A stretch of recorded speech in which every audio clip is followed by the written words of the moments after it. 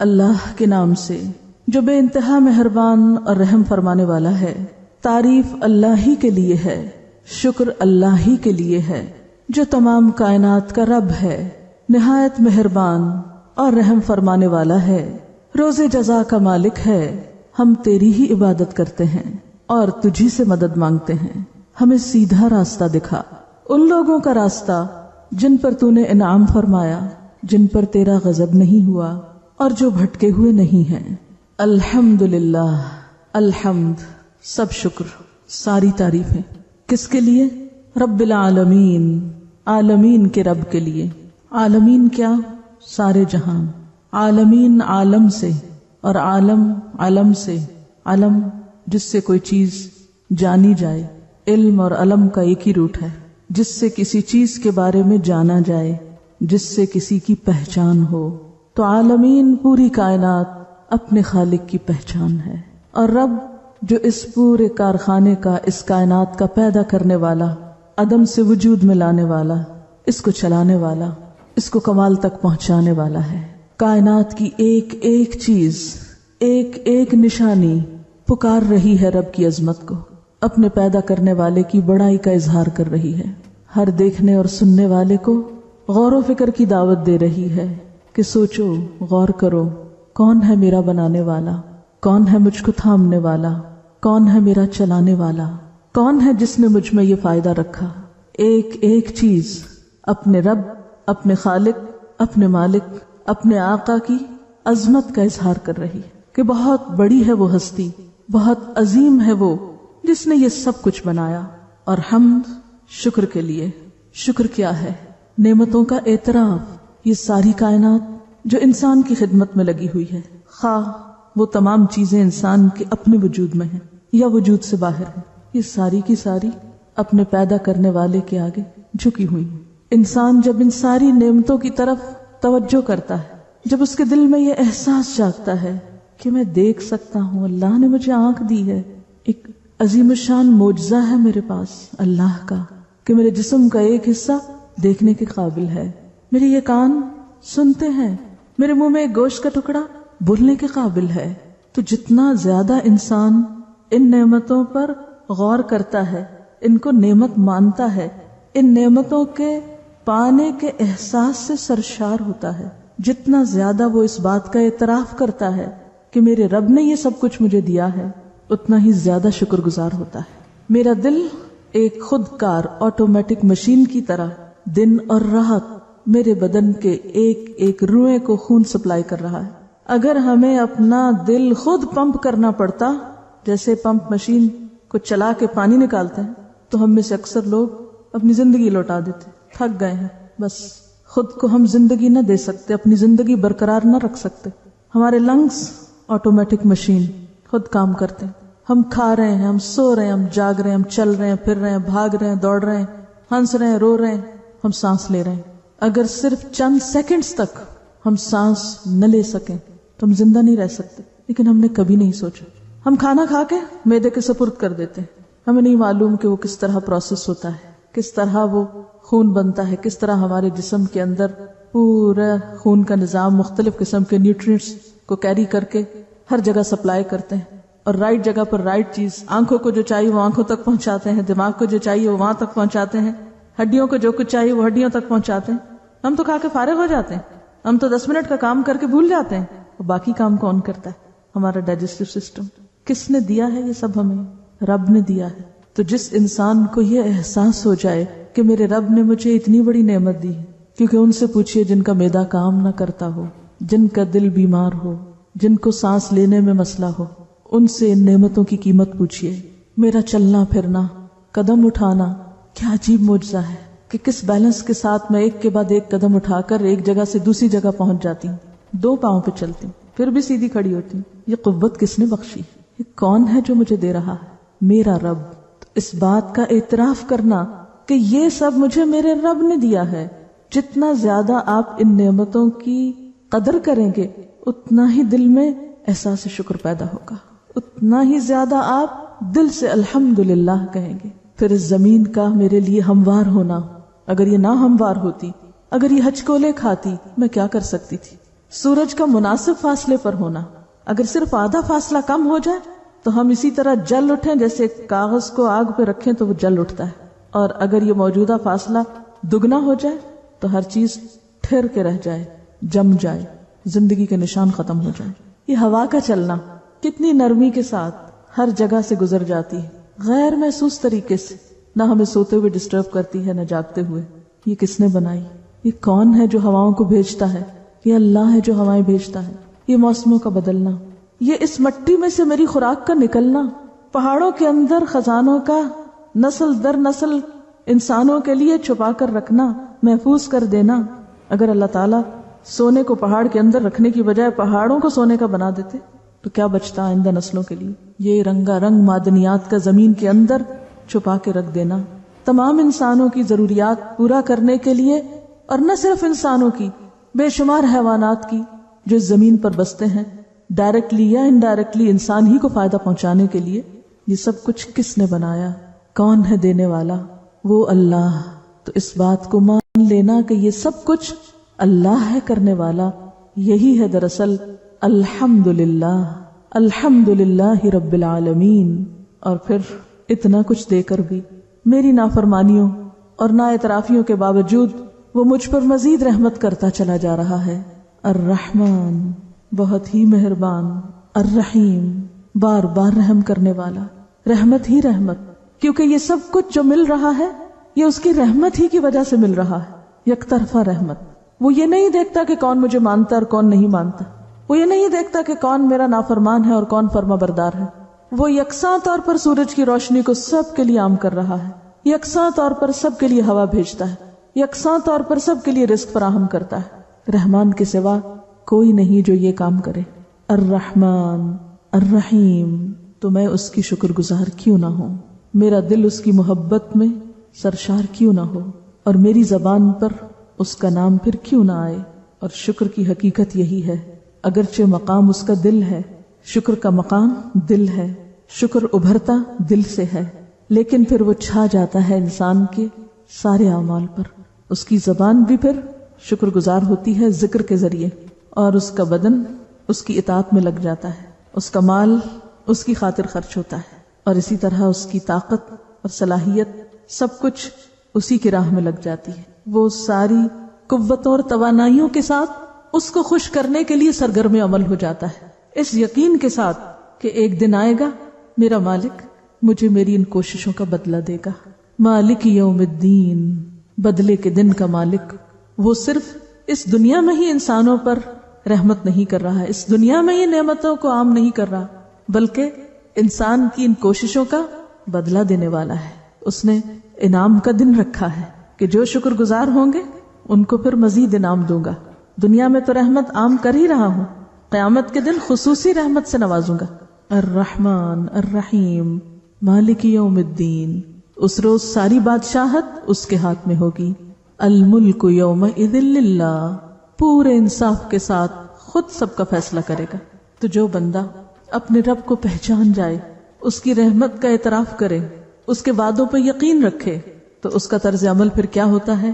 ایاک نعبد، میں بھی پھر صرف تیرا ہی ہوں، میں بھی پھر صرف اور صرف تیرا ہوں. اونلی یورس، یورس اونلی، دونوں طرح سے. ہم یہ لفظ کس کے لیے لکھتے ہیں؟ جنہوں نے ہمارے لیے کچھ نہ کیا. کبھی اللہ کے لیے بولا تنہائی میں، اکیلے میں، یا رب یورس اونلی، یا اونلی یورس، کوئی شریک نہیں تیرا، سب کچھ تو نے دیا، یہ دوسرے کہاں سے شریک ہو گئے تیری عبادت میں؟ تو ایاک نعبد، صرف تیری ہم عبادت کرتے ہیں. وایاک نستعین، اور صرف تجھ سے ہم مدد چاہتے ہیں، کیونکہ تو نے سب کچھ بنایا ہے، ہر چیز تیرے اختیار میں ہے، پوری کائنات تیرے تابع ہے، سب چیزوں کو تو کنٹرول کر رہا ہے، سب کے دل تیرے ہاتھ میں ہیں، سب انسان تیری طرف لوٹ کے جانے والے ہیں. لہٰذا میں کسی اور کی طرف کیوں دیکھوں؟ میں صرف تیری ہی طرف کیوں نہ دیکھوں؟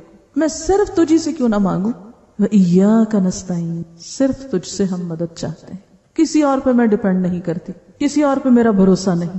میرا بھروسہ، میرا توکل، میرا سب کچھ میرے رب کے پاس.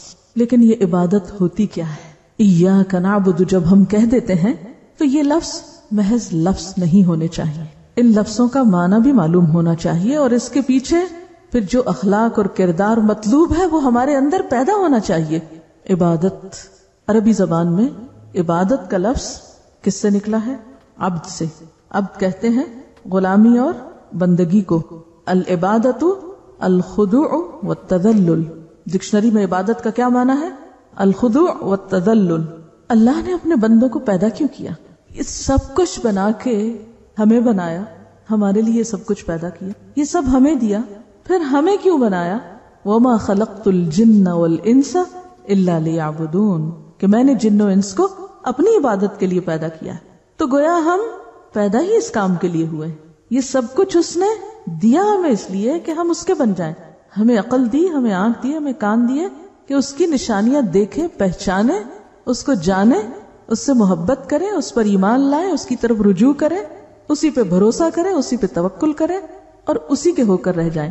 تو پھر عبادت کا معنی کیا ہوا؟ لسان العرب میں آتا ہے اصل العبودیت الخضوع والتذلل. عبادت کی اصل کیا ہے؟ خضوع یعنی عاجزی اور جھکنا. جمہور کا کہنا ہے، جمہوریت سے میجورٹی، جمہور کا کہنا ہے کہ العبادت التذلل، العبادت التذلل، کہ عبادت جھکنے کا نام ہے، دبنے کا نام ہے، اطاعت کا نام ہے. ابن کثیر کہتے ہیں عبادت کے لغوی معنی پست ہونے کے ہیں، اسی لیے کہا جاتا ہے معبد راستہ اور معبد اونٹ. معبد راستہ نہیں وہ راستہ جس پہ چل چل کے وہ بالکل ہموار ہو چکا ہو، سیدھا ہو گیا ہو. معبد وہ اونٹ جس پہ کثرت سے سواری کی گئی اور اب وہ ٹرینڈ ہو گیا ہے. شریعت میں اس سے مراد ایسی کیفیت ہے جس میں انتہائی محبت کے ساتھ، اب یہ لفظ یاد رکھیے، انتہائی محبت کے ساتھ انتہائی خضوع اور خوف موجود ہو.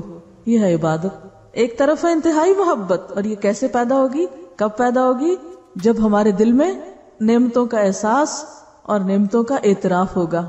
جب ہم کسی کی خوبی دیکھتے ہیں تو تبھی ہمیں اس سے محبت ہوتی ہے نا. جو چیز اچھی لگتی ہے اسی سے محبت ہوتی ہے نا. تو جب ہمیں اللہ تعالیٰ کی پہچان ہوگی، اللہ تعالیٰ سے محبت ہوگی. جب اللہ کی پہچان ہوگی جبھی اللہ سے محبت ہوگی نا. جب تک اس کو جانے گی نہیں، محبت بھی نہیں کر سکتے صحیح معنوں میں. تو جب محبت پیدا ہوتی ہے اور جس کے لیے محبت دل میں آ جائے اس کے آگے انسان کیا بن جاتا ہے؟ آپ کا غلام. محبت کرنے والے عموماً اسی قسم کے ایکسپریشن استعمال کرتے ہیں. خادم، غلام، کہ بالکل نیچرلی آتا ہے. اس کے بعد اس کا ریزلٹ ہے کہ جس چیز سے آپ متاثر ہیں، جس کو آپ اپنا محسن سمجھتے ہیں، جس کی نعمتوں کا آپ اعتراف کرتے ہیں، جس کی خوبیوں کا آپ اعتراف کرتے ہیں، اسی کے لیے حمد ہوتی ہے. جس کی خوبیوں کا اعتراف، حمد کیا؟ خوبیوں کا اعتراف، نعمتوں کا اعتراف. جس کی قدرتوں پہ حیران ہے آپ، دل آپ کا سرشار ہے، آپ اس کے آگے خود بخود جھک جائیں گے. تو انتہائی محبت کے ساتھ انتہائی عاجزی اور خوف، کیونکہ جس سے محبت ہوتی ہے اس کے بارے میں ڈر بھی لگتا ہے. کیا؟ ناراض نہ ہو، وہ نہ ناراض ہو، اور جو مرضی ہو وہ نہ ناراض ہو. میں اس کو ناراض نہیں کر سکتا. فلاں کا مجھ پہ بہت احسان ہے، میں اسے ناراض نہیں کر سکتا. میں فلاں کو بہت چاہتا ہوں، میں اسے ناراض نہیں کر سکتا. یہ محبت کا تقاضا ہے. کہ یہ کس قسم کی محبت ہے؟ کیا محبت کے بھی دعوے کر رہے ہیں اور الٹا ایسے کام کر رہے ہیں جس سے آپ دوسرے کو ناراض کریں، اسے پریشان کریں. امام ابن تیمیہ کہتے ہیں کہ عبودیت کا لفظ جو ہے اس میں کمال الذل اور کمال الحب جمع ہے. محبت کی بھی آخری منزل کمال، اور عاجزی کا بھی کمال، آخری درجے تک جھک جانا، انتہائی محبت کے ساتھ جھکنا. یہ ہے عبادت.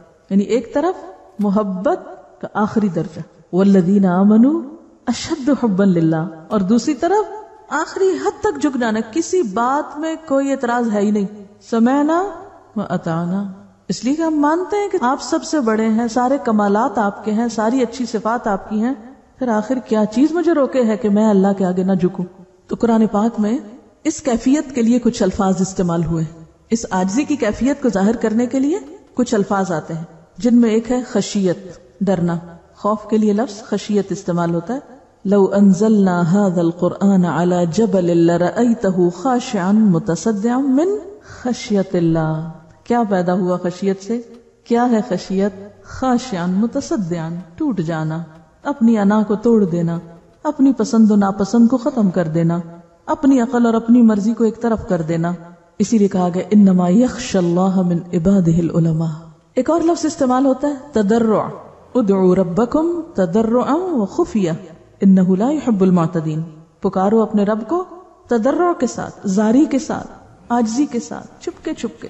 सूरत अल-आराफ में आता है वज़्कुर रब्बका फी नफ्सिका तदर्रुअन व खीफतन, याद करो अपने रब को अपने दिल में जारी के साथ और चुपके चुपके।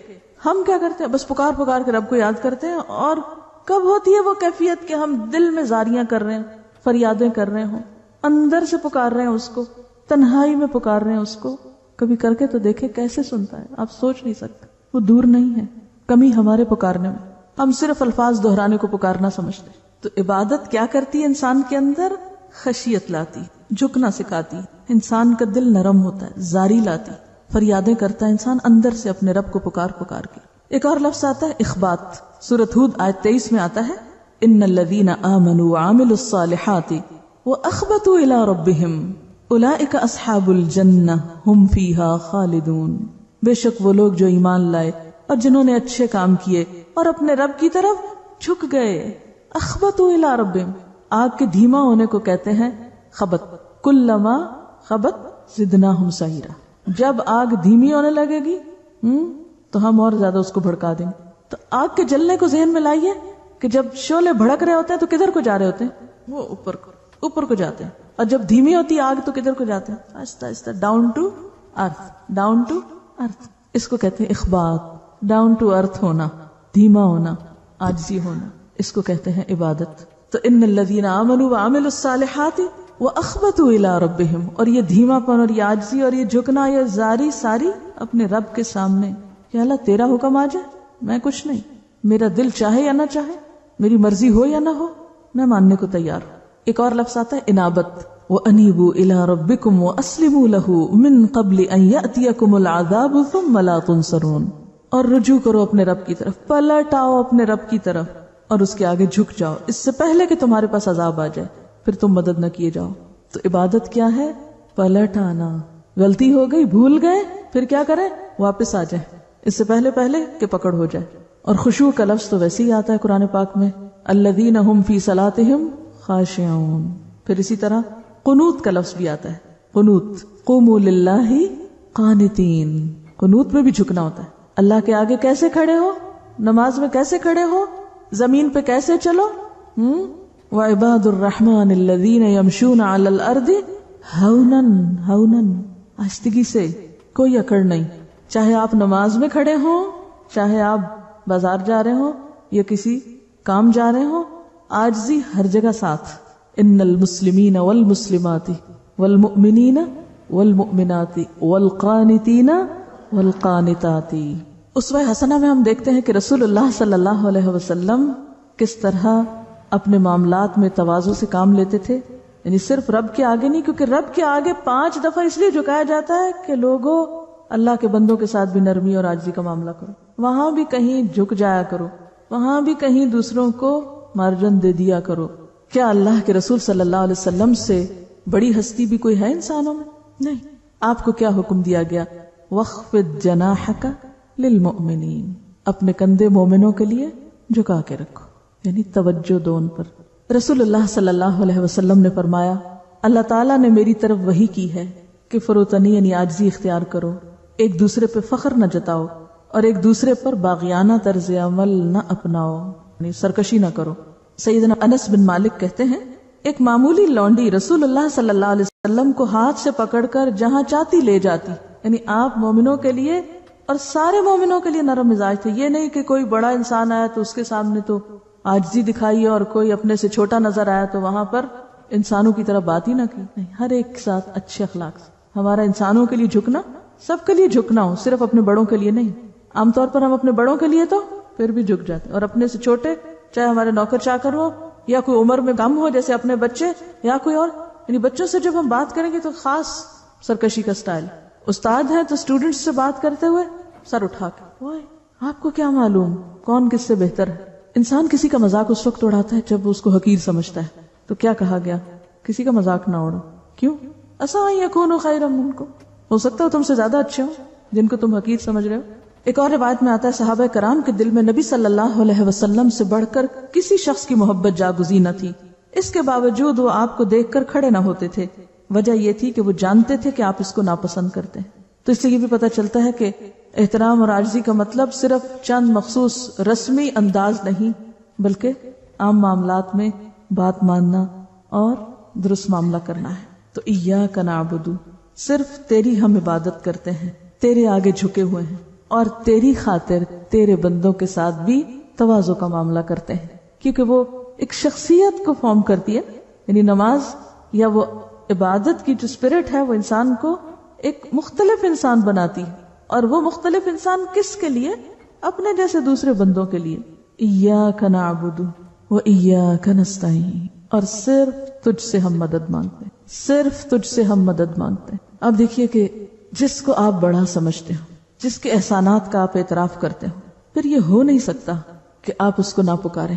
آپ اپنے غم، خوشی، مشکل اور تکلیف کے موقع پر اس کو یاد نہ رکھیں. پھر جس سے آپ محبت کرتے ہیں، قدرتی طور پر ہر موقع پر وہ آپ کو یاد آتا ہے. یعنی عبادت میں عاجزی بھی آ گئی، محبت بھی آ گئی. تی محبت کیا تقاضا کرتی ہے کہ صرف جھکے ہی نہیں، مانگے بھی اسی سے، پکاریں بھی اس کو، کیونکہ محبت کا مقام بھی دل ہے نا، جیسے شکر کا مقام دل ہے. تو جب دل میں محبت کسی کی آتی ہے تو انسان اس کو ہر موقع پہ یاد کرتا ہے. عربی کا ایک شاعر ہے، وہ کہتا ہے اپنی محبوبہ کو، وقد ذکرتکی والخطی یخطر بیننا، کہ میں نے تمہیں یاد کیا جبکہ ہمارے درمیان نیزہ بازی ہو رہی تھی. یعنی میدان جنگ میں نیزے چل رہے تھے، اتنا مشکل وقت تھا اور میں تمہیں یاد کر رہا تھا. تو ایک بندہ مومن جو اشد حبا للہ ہوتا ہے، وہ کیا کرتا ہے؟ وہ اللہ کو یاد کرتا ہے. صرف مسجد میں نہیں، صرف عبادت کے موقع پر نہیں، صرف حج میں نہیں، صرف رمضان میں نہیں، کب؟ ہر موقع پہ. وقد ذکرتکی کی بجائے وقد ذکرتک والخطی یخطر بیننا. کوئی جنگ ہو یا امن ہو، سکون کی حالت ہو یا پریشانی کی حالت ہو، دھیان اسی کی طرف لگا رہے. بات یہ کہ جب ہم عاجزی اختیار کرتے ہیں تو ہمیں یہ احساس ہوتا ہے ہم بہت کمزور ہیں، ہم انڈسپینسیبل نہیں ہیں، ہم کمزور ہیں. اور کمزور کو تو مدد چاہیے ہوتی ہے یا نہیں؟ چاہیے ہوتی ہے. سرکش اور متکبر کیا سمجھتا ہے؟ مجھے کسی کی پرواہ نہیں، مجھے کسی کی ضرورت نہیں، میں نہیں مانگ سکتا کسی سے.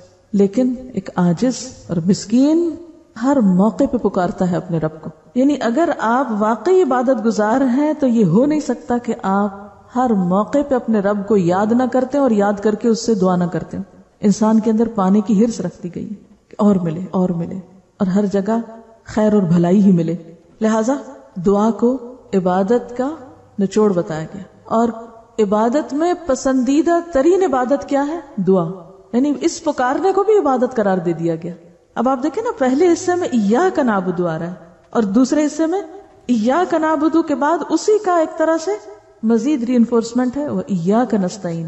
کیونکہ مدد مانگنا بھی، دعا کرنا بھی تو عبادت ہے، اور عبادت کی اعلیٰ ترین شکل جس کے لیے کوئی مخصوص دن، مہینہ، وقت مقرر نہیں.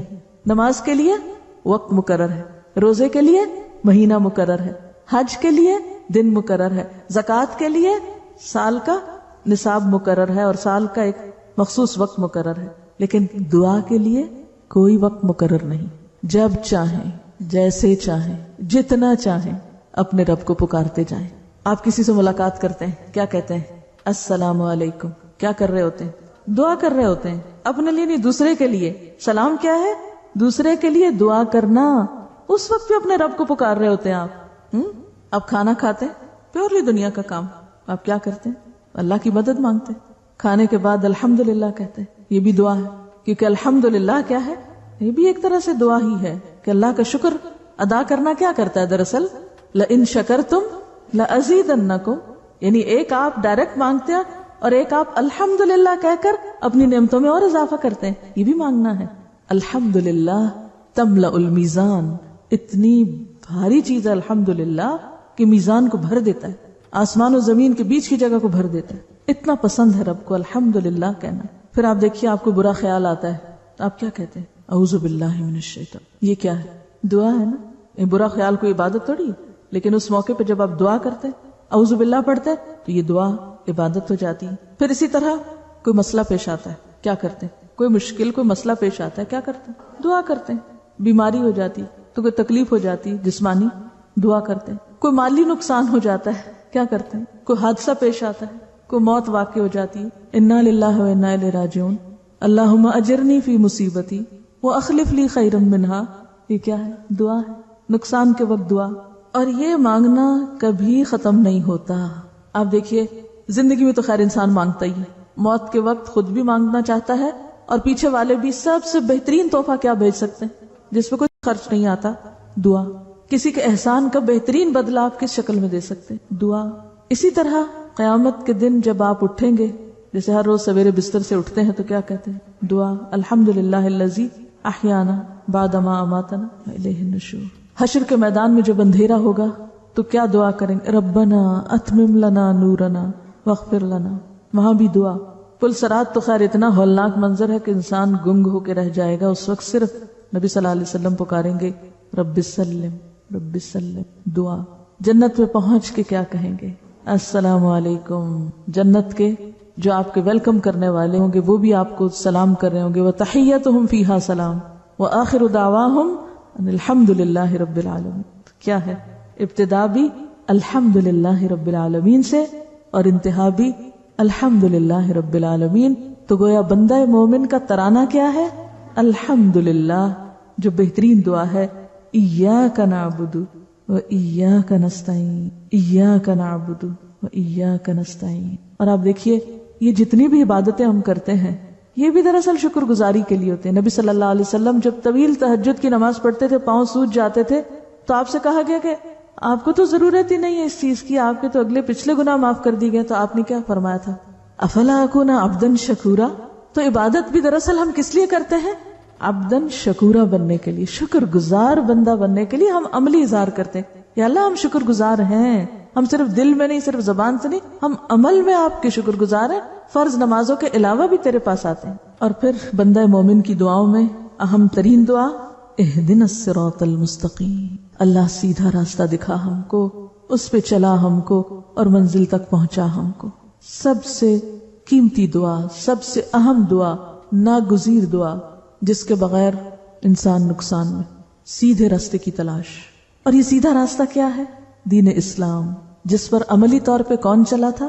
صحابہ کرام. صراط الذین انعمت علیہم غیر المغضوب علیہم ولا الضالین. اللہ ان لوگوں کا راستہ جن پر تو نے انعام فرمایا. کون ہیں وہ؟ من النبیین، جو دین لائے، والصدیقین، جنہوں نے تصدیق کی، والشہداء، جنہوں نے گواہی دی، والصالحین، جنہوں نے اس پر عمل کیا. ان میں سے بہترین مثال صحابہ کرام کی مثال، جنہوں نے تصدیق بھی کی اور جنہوں نے اس صداقت کی گواہی میں اپنی جانیں تک پیش کی. کچھ بھی بچا کے نہ رکھا، سب کچھ دے ڈالا. اور دے کے بھی حق تو یہ کہ حق ادا نہ ہوا، کیونکہ جان دی ہوئی اسی کی تھی. اگر ہم جان بھی دے دیتے ہیں اللہ کے راستے میں جو سب سے پیاری چیز ہے، تو بھی کیا کر رہے ہیں احسان؟ کچھ بھی نہیں. یہ تو اسی کی دی ہوئی ہے، واپس لوٹائی. کیا کمال کیا. کوئی ناراض نہیں، کوئی شکوہ نہیں. اللہ تیرا دیا ہوا تھا، تو نے لے لیا. سارے غم ختم ہو جاتے ہیں. تو ہمیں ان لوگوں کا راستہ دکھا جن پر تیرا انعام ہوا. اس کے لیے صحابہ کرام کی زندگی کو جاننا، سمجھنا، پڑھنا بے حد ضروری ہے. کیونکہ جب انبیاء کی بات ہوتی ہے تو ہم کہتے ہیں وہ تو نبی تھے، ان پہ تو وحی آتی تھی، وہ تو جبریل سے ملاقات کرتے تھے، ان کے پاس تو کتاب آئی، وہ تو اللہ تعالیٰ سے براہ راست ہم کلام ہوئے تھے، وہ تو معراج پر گئے تھے، وہ تو سدرۃ المنتہا کے پاس گئے تھے. ہم تو بڑے ہی گناہگار بندے، ہم تو عام انسان ہیں، ہم کیا کر سکتے ہیں؟ تو عام انسانوں کو پھر دیکھنا چاہیے کہ ان جیسے عام انسانوں نے کیا کیا کمالات کیے. صحابہ کرام جو ہم جیسے انسان تھے، جنہوں نے حق کی گواہی اپنی زبان، اپنے عمل اور اپنے تمام کردار سے دی. تو یا اللہ ہمیں بھی ان جیسا بنا دے، کیونکہ اللہ تعالیٰ نے بھی معیار یہی رکھا ہے، فَإِنْ آمَنُوا بِمِثْلِ مَا آمَنْتُمْ بِهِ فَقَدْ اهْتَدَوْا. اگر یہ باقی لوگ بھی ایسا ایمان لائیں جیسا تم ایمان لائے ہو تو ہدایت یافتہ ہیں. لیکن عام لوگوں کے خیال میں جو کچھ وہ کرتے تھے وہ آج ہمیں بے وقوفی لگتا ہے. اسی لیے وَإِذَا قِيلَ لَهُمْ آمِنُوا كَمَا آمَنَ النَّاسِ، جب ان سے کہا جاتا ہے ایسے ایمان لاؤ جیسے الناس ایمان لائے، یعنی صحابہ کرام، قَالُوا أَنُؤْمِنُ كَمَا آمَنَ السُّفَهَاءُ، ہم ایسا ایمان لائے جیسے یہ بے وقوف لوگ لائے ہیں ایمان. اپنے گھر بھی لٹا دیے، مال بھی لٹا دیا، اپنا وقت، اپنی بکریاں، اپنے کاروبار سب کچھ چھوڑ بیٹھے. صراط الذین انعمت علیہم، ان لوگوں کا راستہ جن پر تو نے انعام کیا. انعام کس کو اچھا لگتا ہے؟ انعام کوئی ہے جس کو انعام اچھا نہ لگے؟ انعام پرائز ونر، ایوارڈز، کتنا فخر کرتے ہیں. تو ایک ایوارڈ اور ایک پرائز اور ایک انعام تو آپ کو دنیا میں ملتا ہے جو آپ کے مرنے کے ساتھ بے وقت بے قیمت ہو جاتا ہے، اور ایک وہ ہے جو اللہ رب العزت کی طرف سے ملتا ہے. تو جن کے حق میں اللہ فیصلہ کر دے، رضی اللہ عنہم ورضوا عنہ، اللہ ان سے راضی ہو گیا، یہ ہے سب سے بڑا انعام.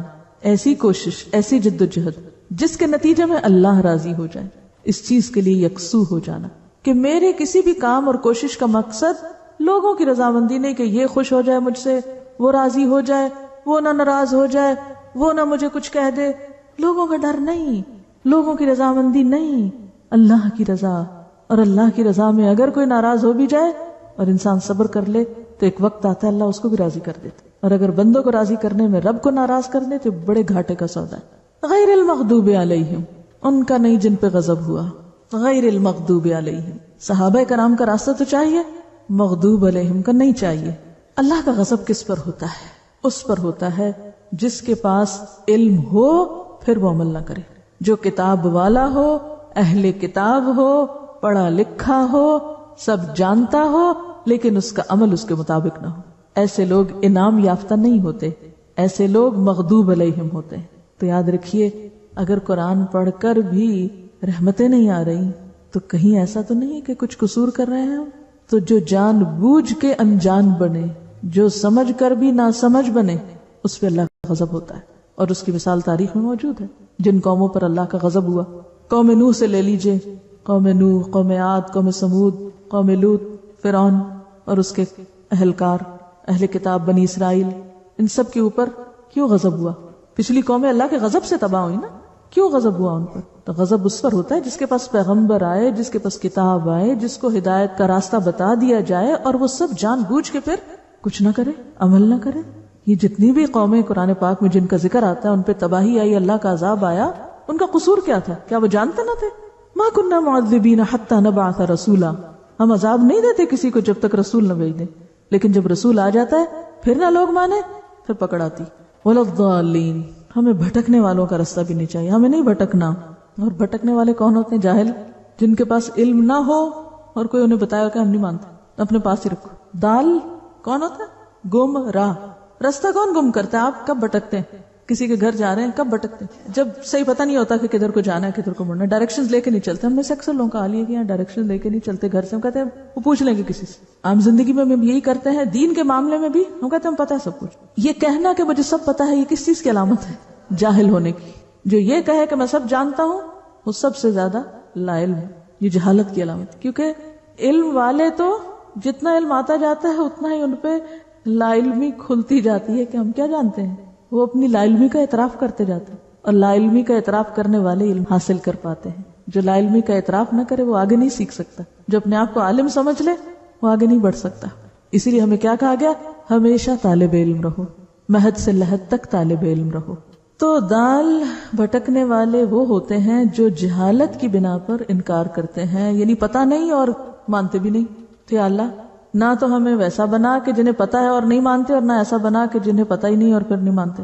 عام طور پر جب ہم مغضوب علیہم اور ضالین کو دو خانوں میں بانٹ دیتے ہیں، اس سے مراد یہود، اس سے مراد نصارہ، پھر ہم ان کو الگ کر کے خود آرام سے بیٹھ جاتے ہیں. نہ ہم وہ ہیں نہ وہ ہیں، کوئی فکر کی بات نہیں. کیا ہماری اکثریت لا علمی کا شکار نہیں؟ مسلمان معاشروں کی اکثریت لا علمی کا شکار نہیں؟ اور پھر ایٹیٹیوڈ کیا ہے؟ جب کچھ بتایا جاتا ہے تو کیا کہتے ہیں؟ ہاں، سننا بھی نہیں چاہتے نا، جاننا بھی نہیں چاہتے، ماننا ہی نہیں چاہتے. تو کیا پھر ہم بھی لا علموں کے راستے پہ چلیں گے؟ جدھر وہ جا رہے ہیں ادھر ہم بھی چلیں گے؟ چلو تم ادھر کو ہوا ہو جدھر کی. نہیں، اللہ نہیں، ادھر نہیں جانا. ہمیں تو ان لوگوں کے راستے پہ جانا ہے، ان جیسے کام کرنے جن پہ تیرا انعام ہوا، جن سے تو راضی ہو گیا. ہمارے ہیروز، ہمارے آئیڈیل وہ لوگ ہیں، یہ عوام الناس نہیں. لیکن پریکٹیکلی عملی زندگی میں ہم کیا کر رہے ہیں؟ کس کو فالو کر رہے ہیں؟ صحابہ کرام کو یا لوگوں کی بھیڑ کو؟ وہ فلاں جگہ ایسی شادی ہوئی میں نے بھی ایسے کرنی، فلاں ایسے کپڑے پہنتا مجھے بھی یہی پہنے، فلاں یہ کھاتا مجھے بھی ایک آنکھیں بند کر کے دوڑ جاری ہے. ریٹ ریس، بے سوچے سمجھے. کیوں کرتے ہو یہ؟ سبھی ایسا کرتے ہیں. اب میں ان سب کو چھوڑ کے ایک الگ راستہ اختیار کروں؟ ایک دفعہ اور تلاوت سنیے. اچھا، سنتے وقت آپ پتہ کیا کیجیے؟ الحمد کا لفظ جب آئے تو سوچئے حمد کیا ہے، احساس دل میں اللہ کی محبت اور شکر. عالمین آئے تو ساری نشانیاں اور نعمتیں. الرحمن الرحیم آئے تو اس کے ساتھ ہی پیچھے مالک یوم الدین آئے تو قیامت کے دن کا احساس کہ بدلہ ملنا ہے سارے عمل کا. پھر ایاک نعبد آئے تو عبادت کیا ہے؟ خضوع اور تذلل، عاجزی اور جھکنا. اور ایاک نستعین آئے تو دعا، پکار، ہمیشہ پکارنا. اہدنا الصراط المستقیم آئے، صراط مستقیم پہ کیا کرنا؟ دین کا راستہ. اور پھر صراط الذین انعمت علیہم آئے تو صحابہ کرام، انبیاء اور شہداء کا راستہ. غیر المغضوب علیہم آئے سرکش اور متکبر لوگوں کے راستے سے پناہ، کہ سب کچھ جان کے بھی جو انجان ہوئے. اللہ پناہ میں رکھے ایسے عالموں سے جو سب کچھ جان کے کچھ عمل نہیں کرتے. ایسے لوگ ہوتے ہیں نا زمین پر، پی ایچ ڈیز، علماء، فضلاء، معلوم نہیں کتنے کتنے ٹائٹل، اور حالت یہ ہے کہ اللہ کی پناہ چھوٹی چھوٹی دین کی باتوں پر عمل کرنا بھی ان کے لیے پہاڑ ہے. اپنے آپ کو علامہ سمجھتے ہیں لیکن عمل کے میدان میں فیل ہے. ایسے سرکشوں سے ہمیں بچا، اور نہ ہمارے وہ آئیڈیل. کیونکہ عام طور پہ ہم پتہ کیا کرتے ہیں، لوگوں کو دیکھے فلاں بھی تو اتنا جاننے والا ہے اور وہ بھی یہ نہیں کرتا، میں کیوں کروں؟ وہ پڑھا لکھا نہیں، وہ فلاں اتنے بڑے مفتی صاحب ہیں، اتنے بڑے علامہ ہیں، اتنے بڑے اسکالر ہیں، وہ نہیں کچھ غلط کر سکتے، لہٰذا وہ یہ کہہ رہے ہیں تو میں نے بھی یہی کہنا ہے. یہ بھول جاتے ہیں کہ وہ بھی ایک انسان ہے. تو عموماً ہم دین والوں کو حجت بنا لیتے ہیں، ان کو تو پتا ہے یہ بھی ایسے کر رہے ہیں تو کیا ہوا، ہم نہیں کر سکتے، ہمارے لیے کیوں منع ہے؟ تو ہمیں ایسا نہیں بننا. اور ضالین عوام الناس، اور اس بھیڑ کی ہم نے پیروی چھوڑنی، ان لا علم لوگوں کے راستے پہ نہیں چلنا. یا اللہ تمہیں اپنا بنا لے. یہ سوچ کے آپ نے اب سننا ہے لسننگ کے وقت، یہ جو مین پوائنٹس ہیں یا سائنس ہیں، یعنی یہ ایسے ہی جیسے آپ چل رہے ہیں نا. ہم جھکنا کیوں نہیں چاہتے؟ کیونکہ ہم ہر چیز کا کریڈٹ خود کو دیتے ہیں. اگر ہمارے پاس علم ہے تو ہم اسے اپنی قابلیت سمجھتے ہیں، بولنا اچھا آتا ہے تو اپنا کمال سمجھتے ہیں، اسٹیٹس ہے کوئی تو اس کو اپنی شان سمجھتے ہیں. تو جھکتا وہی ہے جو ان سب چیزوں کو اللہ کی دین سمجھے اور اس بات پہ یقین رکھے کہ اس نے دیا ہے، وہ جب چاہے لے بھی سکتا ہے. ایک لمحے میں بولنا بند ہو سکتا ہے، ایک لمحے میں ساری دولت جا سکتی. کیا فرعون کے پاس یہ سب کچھ نہ تھا؟ کیسے گیا اس سے سب؟ عاد اور ثمود کی ترقیاں چھپی ہوئی کسی سے، اب بھی نشان اور آثار باقی ہیں. کیسے گیا سب کچھ؟ ما اغنا عنی مالیہ ہلک عنی سلطانیہ، سب کچھ چلا جائے گا. پھر تکبر کس بات پہ؟ سورۃ الحمد جو ہے پورے قرآن کے مضامین کا خلاصہ ہے، اسی لیے اس کو ام القرآن کہا گیا، اسی لیے ہر نماز میں اس کو پڑھنے کا حکم. اور اگر آپ شعوری طور پہ اس کو پڑھنا شروع کر دیں تو یہ ہو نہیں سکتا کہ دین کا اخلاق آپ کے اندر نہ آئے. اس بات پر بھی تو شکر ادا کریں کہ اللہ نے ہمیں یہ خزانہ دیا ہے، قرآن سے جوڑا ہے، کہ ہم ان رستوں کے نشان پاتے ہیں اور اس پہ چلنے کی پھر دعائیں مانگتے ہیں. اگر ساری زندگی بھی سجدے میں پڑے رہیں تو حق ادا نہیں کر سکتے. اگر ہم کسی ایسی جگہ پیدا ہو جاتے جہاں یہ نعمت نہ تھی، جو اس کو جانتے نہیں، تو ہم بھی تو انہی جیسے ہوتے. کس قدر ہم پہ فرض عائد ہوتا ہے کہ ہم اس کو ان لوگوں تک لے جائیں جن کے لیے اللہ نے اسے ہمارے ذریعے پہنچانا چاہا ہے. بیسیکلی کسی بھی نعمت کے لیے اس بات کا اعتراف کہ یہ اللہ کی دی ہوئی ہے، یہی چیز انسان کے اندر عاجزی پیدا کرتی. پھر وہ اسے اپنا نہیں سمجھتا نا، اللہ کی دین سمجھتا ہے، پھر اللہ ہی کی طرف جھکتا ہے. سورۃ الفاتحہ جس میں سب سے پہلی بات الحمدللہ ہے، تو یہ الحمدللہ پورے دین کا خلاصہ ہے، عبادت کی روح ہے کہ بندہ اپنے رب کا، اپنے خالق کا شکر گزار ہو. شکر کیسے پیدا ہوتا ہے؟ شکر کا منبع، مصدر، ماخذ دل ہے. جس دل میں اللہ کی عظمت، اللہ کی محبت اور اللہ کی نعمتوں کا احساس ہوگا اور ان کا اعتراف ہوگا، وہ دل شکر گزار ہوگا. تو شکر اعتراف نعمت کا نام ہے. شکر کیا ہے؟ نعمتوں کا اعتراف. تو اگر کوئی زندگی میں آپ سے کبھی پوچھے کہ شکر کیا ہے تو آپ کہیں گے اللہ کی نعمتوں کا اعتراف. یہ اعتراف کب ہوتا ہے یا اعتراف کیا ہوتا ہے؟ اعتراف کرنا، بولتے تو ہم بہت ہیں. قائل ہو جاتا ہے کسی کی خوبی کا، اس کی بخشش کا، عطا کا، کہ اسی کی دین ہے. تو آپ نے کسی نعمت کو یاد کیا جو آپ کو اللہ نے دی ہوئی ہے؟ کسی خاص نعمت کی طرف آپ کا دھیان گیا جو پہلے کبھی نہ گیا ہو؟ میں رٹی رٹائی روایتی باتیں میں نہیں سننا چاہتی، میں صرف آپ کے دل کی سچی باتیں سننا چاہتی ہوں جو واقعی آپ کی ایک نئی سوچ پیدا ہوئی ہو. اب جو گفتگو ہم کر رہے ہیں، آپ کو میں علم دینے کے ساتھ سوچنے اور سوچنے کے ساتھ بولنے کا طریقہ بھی سکھا رہی ہوں، اور چیزوں میں سے نچوڑ نکالنے کا. شکر نعمتوں کا اعتراف، شکر دین کا خلاصہ، شکر بندوں سے مطلوب، ہم سے مطلوب ہے اللہ کو. عبادت کا کیا معنی ہے؟ یعنی وہ شکر جو دل سے نکلتا ہے تو عملی طور پر عبادت میں اس کا اظہار ہوتا ہے. اور لفظی معنی عبادت کا کیا ہے؟ الخضوع والتذلل. 2 لفظ یاد کر لیجئے، کوئی مشکل نہیں، کیونکہ عربی لفظ جو ہے یا عربی زبان جو ہے بہت جامع زبان ہے. تذلل ہوتا ہے جھک جانا، اطاعت کرنا، مان جانا، عاجزی اختیار کرنا. عبادت بندے کے اندر کیا پیدا کرتی ہے؟ عاجزی، انکساری، جھک جانا، اطاعت، خشیت، انابت. کہ غلطی ہو گئی، دور چلے بھی گئے تو پلٹ کے ادھر ہی آنا ہے. زاری، اخبات، جھکاؤ، دھیما پن، نرمی، قنوت، مسلسل اطاعت. تو عبادت کے آگے یہ ایک ایک لفظ میں اگر آپ سارے لفظ لکھ لیں اور اپنے آپ کو کبھی کبھار یاد دہانی کریں، اپنے آپ کو اس آئینے میں دیکھیں کہ کیا یہ اخلاق اور یہ صفات میرے اندر آئی ہیں؟ کیا واقعی میں عبادت گزار بندہ ہوں؟ کیا یہ جاننا ضروری ہے؟ عبادت کا ماننا جاننا ضروری ہے. کیوں ضروری ہے؟ اس لیے کہ اللہ نے مجھے بنایا ہی عبادت کے لیے ہے. وما خلقت الجن والانس الا لیعبدون. تو جس کام کے لیے میں بنی ہوں اگر میں نے وہ نہ کیا اور وہ کیا بغیر دنیا سے چلی گئی تو کیا ہوگا؟ کیا بنے گی؟ مثلا یہ گھڑی ٹائم دیکھنے کے لیے ہے، اگر یہ ٹائم نہ بتائے، آپ اس میں سیل بھی ڈالیں، آپ اس کی سوئیوں کو گھمائیں بھی، آپ سارا علاج اس کا کریں، پھر بھی یہ ٹائم نہ بتائے، آپ اس کو کیا کریں گے؟ کہاں پھینکیں گے؟ پھینکیں گے کباڑ خانے میں، کوڑے میں پھینکیں گے. تو جو شخص اس دنیا میں آئے اور وہی کام نہ کر کے جائے جس کے لیے اسے بنایا گیا تھا، اور اس کے علاوہ وہ عالی شان ترقیاں کرتا رہے، تو وہ کیا کر کے گیا؟ اس نے کیا کمایا؟ وہ کہاں پھینکے جانے کے لائق ہے؟ پھر جہنم میں. جس نے اس دنیا میں آ کر اپنے خالق ہی کو نہیں پہچانا، اس کی نعمتوں کو ہی نہیں جانا، اس کا اعتراف ہی نہیں کیا، اور جواب میں اظہار ہی نہیں کیا، اظہار وفاداری کیا ہی نہیں، تو اس نے کیا کیا پھر؟ اس لیے عبادت کا مفہوم جاننا بے حد ضروری ہے.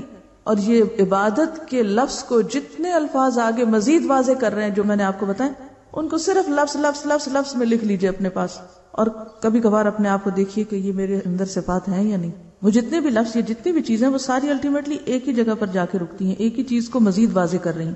وَإِيَّاكَ نَسْتَعِينُ، صرف تجھ سے ہم مدد چاہتے ہیں. کیا سکھاتی ہے یہ بات؟ دیکھیے پڑھنے سے فرق پڑے گا. وَإِيَّاكَ نَسْتَعِينُ، وَإِيَّاكَ نَسْتَعِينُ، اور صرف تجھ سے ہم مدد چاہتے ہیں، صرف تجھ سے چاہتے ہیں. کیا مانا ہے؟ کیا فیل کیا آپ نے اس کو سن کے؟ نہ دائیں نہ بائیں نہ آگے نہ پیچھے، کوئی اور نہیں، صرف تو. کیونکہ سارا کمال جو اس کے لیے، سارا شکر اس کے لیے، تو ساری ہماری وابستگیاں، محبتیں، وفاداریاں اسی کے لیے. لہذا ہم جھکیں گے بھی اس کے آگے اور مانگیں گے بھی اسی سے، کیونکہ انسان جس سے مانگتا ہے، جس سے اس کو فائدہ پہنچتا ہے، تو اسی کے گن گاتا ہے. وہ کہتے ہیں نا، رب کا شکر ادا کر بھائی جس نے ہماری گائے بنائی. جس کو یہ سمجھ آ گیا کہ ہماری گائے جس کا دودھ ہم پیتے ہیں وہ رب نے بنائی ہے، تو وہ لازماً شکر گزار بھی اسی کا ہوگا، اور پھر آئندہ بھی اسی سے مانگے گا، اسی کے گن گائے گا. کیا دعا کا کوئی وقت مقرر ہے؟ کب کب مانگ سکتے ہیں؟ دعا عبادت کا اعلیٰ ترین مقام ہے، لیکن اس کے لیے کوئی مخصوص وقت یا مخصوص فارم یا مخصوص جگہ نہیں بتائی گئی کہ صرف وہی مانگ سکتے ہیں یا صرف اس وقت مانگ سکتے ہیں. ہر وقت اور ہر لمحہ اور ہر موقع پہ مانگ سکتے ہیں. اس سے پتہ چلتا ہے کہ ہمارا دین صرف مخصوص جگہوں یا خانوں یا علاقوں کے لیے نہیں ہے یا اوقات کے لیے، وہ اللہ اور بندے کے درمیان دائمی اور مستقل رشتہ ہے، لمحے لمحے کا تعلق ہے، کیونکہ لمحے لمحے انسان اللہ کا محتاج ہے. یا ایھا الناس انتم الفقراء الی اللہ. تو جو خود کو فقیر سمجھتا ہے، خود کو محتاج سمجھتا ہے، پھر وہ اپنے سے برتر رب عظیم سے مانگتا چلا جاتا ہے. اہدنا الصراط المستقیم. صراط مستقیم کیا ہے؟ اس سے مراد دین اسلام کا طریقہ ہے جو اللہ کے رسول صلی اللہ علیہ وسلم نے ہمیں سکھایا صحیح منزل تک پہنچنے کے لیے. کیونکہ اس کی ڈیفینیشن آگے آ رہی، صراط الذین انعمت علیہم، ان لوگوں کا طریقہ زندگی یا لائف سٹائل جن پر تیرا انعام ہوا. مغضوب علیہم کون ہے؟ جن پہ اللہ کا غضب ٹوٹا. کیوں ٹوٹا؟ کہ انہوں نے جان بوجھ کر پھر اللہ کی نافرمانی کی. اور اس سے مراد وہ ساری قومیں ہیں جن پر دنیا میں عذاب آیا، غضب ٹوٹ پڑا، آ گیا غضب. ولضالین، ضال کون ہوتا ہے؟ راہ گم کیے ہوئے. گمراہ نہیں کہیں، کیوں؟ جب ہم گمراہ کہہ دیتے ہیں تو پھر کیا ہوتا ہے؟ جب ہم روایتی لفظ بولتے جاتے ہیں نا، پھر وہ لفظ اپنی روح کھو دیتے ہیں، اپنا مفہوم کھو دیتے ہیں، پھر ہم ان کو سوچ کے نہیں بولتے. اگر میں کہوں گی گمراہ تو آپ کسی ایسے بھٹکے ہوئے انسان کو ذہن میں لا کے کہ فلاں گمراہ. جب میں کہوں گی راہ گم کیے ہوئے تو فرق ہو جائے گا نا. بات وہی ہے لیکن احساسات فرق ہو جائیں گے. یعنی آپ دیکھیں، میں بولتی ہوں محسوس کیجئے اس وقت صرف گمراہ، راہ گم کیے ہوئے، دونوں میں کیا فرق؟ میں نے بولا گمراہ، فلاں گمراہ ہے، فلاں راستہ کھو چکا ہے. جی لیونگ کیریکٹر لگتا ہے. فلاں گمراہ ہے اور فلاں راہ گم کر چکا ہے، فلاں راستہ نہیں پا رہا. راستہ ہے نا دین کا، علم دینا چاہتے ہیں آپ، اس کو لینا ہی نہیں چاہتا. کوئی ڈائریکشن نہیں ہے اس کے پاس، کوئی طریقہ نہیں ہے اس کی زندگی میں، اور آپ دینا بھی چاہیں اور لینا نہیں چاہتا. تو اس سے مراد پھر کون لوگ ہیں؟ راہ گم کیے ہوئے کون ہیں؟ عوام الناس، امیون، ومنہم امیون لا یعلمون الکتاب. پتہ ہی نہیں کرنا کیا ہے، جانا کدھر ہے، کیوں آئے ہیں دنیا میں. ایسے سارے لوگ جو مقصد زندگی سے لا علم ہیں، نابلد ہیں. تو ہم ہر روز کیا دعا مانگتے ہیں کہ یا اللہ ہمیں ماسز والا، میجورٹی والا، اور جس پر اکثریت ہے وہ رانی چاہیے، وہ چاہیے جو انبیاء، شہداء، صدیقین اور صالحین کا راستہ ہے، وہ چاہیے. تو اس طرح آپ کا رشتہ اور تعلق کن سے جا جڑتا ہے؟ انہی سے جا جڑتا ہے. پھر آپ اسی کی دعا مانگتے ہیں، الحقنی بالصالحین. آپ ان کی محبت میں روتے ہیں، آپ ان کے نقش قدم کو فالو کرتے ہیں، آپ ان کو اپریشیٹ کرتے ہیں، آپ ان کی خدمات کا بھی اعتراف کرتے ہیں. تو گویا ہمارا دین ایک طرف ہمیں اللہ کی نعمتوں کا اعتراف سکھاتا ہے اور دوسری طرف ہمیں بندوں کی خیر و بھلائی اور ان کے اچھے کاموں کا اعتراف بھی سکھاتا ہے. لیکن بخیل کبھی اعتراف نہیں کرتا. جس کا دل چھوٹا ہے نہ وہ اللہ کی نعمتوں کو اپریشیٹ کر سکتا ہے اور نہ وہ کسی اچھا کام کرنے والے کو اپریشیٹ کر سکتا ہے. بخل ہے نا اس کے دل کے اندر. تو اس طرح آپ دیکھیے کہ ایک بندہ مومن کی تصویر کیا بنتی ہے، وہ جس کا تعلق آسمان و زمین کے مالک سے، وہ جو آسمان و زمین کا مالک ہے. ایک طرف اس کا تعلق اس سے جا جڑتا ہے اور دوسری طرف وہ بندوں کے بیچ میں رہتے ہوئے ان بندوں کی اچھائیوں کا معترف ہے جو اللہ کے راستے پہ چلتے ہیں، ان کو اپریشیٹ کرتا ہے. وہ خدا کی معرفت بھی رکھتا ہے، وہ انسان دوست بھی ہے. یہی دو صفات انسان کو کیا بناتی ہیں؟ معتدل انسان بناتی. معتدل ایسی ہی چیز انسان کی زندگی میں اعتدال لاتی. واضح؟ تو آپ معتدل انسان کب بن سکتے ہیں؟ جب ایک طرف آپ کا تعلق اللہ تعالیٰ سے بھی درست بنیادوں پر استوار ہو اور دوسری طرف بندوں کے ساتھ بھی آپ حسد اور بغض اور تنگ دلی کا مظاہرہ کرنے والے نہ ہوں. مجھے اس طرح محسوس ہو رہا تھا، یعنی صراط المستقیم کو میں اس طرح ویژولائز کر رہی تھی کہ جیسے میں ایک سڑک پہ جا رہی ہوں، اس کے آگے آگے انبیاء، صحابہ کرام، تابعین، تبع تابعین اور پھر امت کے ایسے لوگ جا رہے ہیں، اور میں بھی اسٹرگل کر رہی ہوں کہ مجھے بھی اسی سڑک پہ جانا ہے جس پہ وہ جا رہے ہیں. وہ آگے جا رہے ہیں، مجھے ان کے پیچھے جانا ہے کیونکہ وہ صحیح راستے پہ رہے. مجھے آنکھیں بند کر کے نہیں چلنا، مجھے ادھر بھی نہیں جانا، مجھے ادھر بھی نہیں جانا. مجھے نہیں دیکھنا کہ دنیا کی میجورٹی کدھر جا رہی ہے یا فلاں کدھر جا رہا اور فلاں کدھر جا رہا. مجھے کسی سے کوئی غرض نہیں کون کدھر جا رہا. میری توجہ ساری کی ساری کدھر ہے؟ وہ جدھر وہ جا رہے ہیں انہی کے نقش قدم پر مجھے چلنا ہے، اسٹریٹ سیدھے. وہ آگے ہیں، ہم پیچھے ہیں، ہم انہی کے فالوورز. کبھی حیرت نہیں ہوتی آپ کو یہ پڑھ کے کہ اللہ تعالیٰ نے صراط مستقیم کو ڈیفائن کیسے کیا ہے؟ یعنی پہلے کہا کہ مانگو صراط مستقیم، پھر اس کو ڈیفائن کیسے کیا؟ پریکٹیکلی ڈیفائن کیا، یعنی پریکٹیکل ڈیمونسٹریشن کے ساتھ، کہ کوئی یہ نہ کہ مجھے تو پتہ ہی نہیں تھا میں نے کیا کرنا ہے. صرف یہ نہیں کہا کہ قرآن اور سنت کا علم کافی ہے، ان ہستیوں کے بارے میں جاننا بھی ضروری ہے جنہوں نے واقعی اللہ کے رسول صلی اللہ علیہ وسلم کی زیر نگرانی قرآن و سنت پر عمل کر کے دکھایا. واضح سمجھ آ گئی؟ اب کچھ اور شخصیتیں بھی دنیا میں بستی ہیں. اب اس آئینے میں دیکھنا ہے خود کو، ہم کدھر جا رہے ہیں. ٹھیک ہے، اس میں سب سے پہلے آپ دیکھیے کہ یہاں پر سورۃ البقرہ کی ابتدا میں متقین کے گروہ کا ذکر ہوا. یہ متقین اصل میں وہی لوگ ہیں جو انعمت علیہم ہیں. یہاں اب آپ دیکھیے کہ ان لوگوں کی کچھ عملی صفات بتا دی گئی کہ وہ کیا کیا کرتے ہیں. صراط مستقیم کو مزید عملی طریقوں سے واضح کیا جا رہا ہے، اور صرف ظاہری شیپ کے اعتبار سے نہیں بلکہ تقوی دل کی کیفیت کے ساتھ اس کو جوڑا گیا ہے. تو پہلا گروہ متقین کا ہے. متقین کون؟ تقوی والے. تقوی کا تعلق کس سے ہے؟ دل سے. دوسرا گروہ کفار کا بتایا گیا. کفر کا تعلق بھی کس سے ہے؟ دل سے. اسی لیے اللہ تعالیٰ فرماتے ختم اللہ علی قلوبہم، ان کے دلوں پہ مہر لگا دی اللہ نے. دل بند ہے، ان کے دل نہیں کام کرتے، لہذا وہ حقیقت کو نہیں پاتے۔ اب تیسرا ایک گروہ ہے جو ان دونوں کے بیچ کا ہے، لا الہ ہؤلاء ولا الہ ہؤلاء، اور وہ ہے گروہ منافقین کا۔ منافقت کا تعلق کس سے ہے؟ دل سے۔ تو اصل بات پھر کیا ہوئی کہ جب تک اندر درست نہیں اس وقت تک باہر درست ہو نہیں سکتا۔ اور شکر کا تعلق بھی کس سے تھا؟ دل سے۔ محبت کا تعلق کس سے؟ چاہے وہ اللہ کی ہو یا نیک بندوں کی۔ تو جب تک دل کی اصلاح نہ ہو اس وقت تک ظاہری عمل درست ہو ہی نہیں سکتے۔ وآخر دعوانا ان الحمد للہ رب العالمین۔